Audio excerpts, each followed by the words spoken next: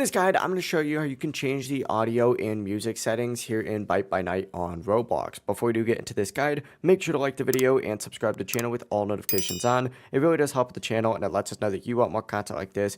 We'd greatly appreciate it, and if at any point throughout this guide you had any questions, just ask them down in the comment section below and we could help you out further. I'm going to be doing my best to reply to every single comment down there. Now, first things first, get in the main little lobby section for Bite by Night, and you need to open up your settings by selecting this little settings gear, just like so, on the left-hand side.